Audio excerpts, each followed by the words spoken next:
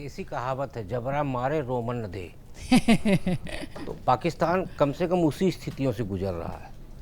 अब वो ना तो ये स्वीकार कर सकता कि भारत की तरफ से जो हमले किए गए हैं वो आतंकवादी ठिकानों को नष्ट किया गया है, वो स्वीकार नहीं कर सकता। दूसरा, जो मुनीर जैसे लोग हैं उनका प्रेशर सरकार के ऊपर इतना है कि सरकार न चाहते हुए भी उसको ड्रोन भेजना पड़ रहा है। क्षमता नहीं है, उसके बाद भी हमें लड़ाई के लिए आगे बढ़ना पड़ रहा है। इसलिए मैंने कहा कि जबरा मारे और रोमन न दे।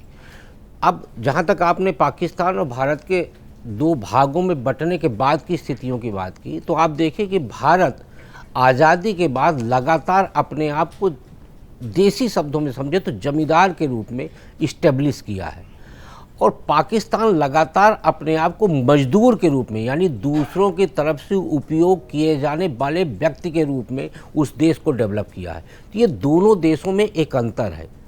तो इसलिए भारत और पाकिस्तान की तुलना कहीं से नहीं हो सकती है।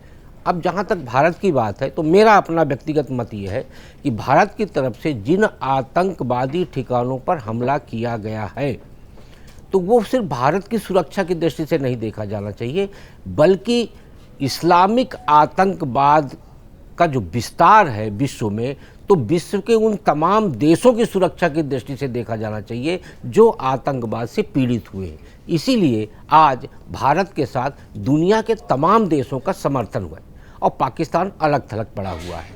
चाइना जैसा देश जो पाकिस्तान का सबसे बड़ा हिमायती माना जाता था, आज वो तटस्थ भूमिका में है।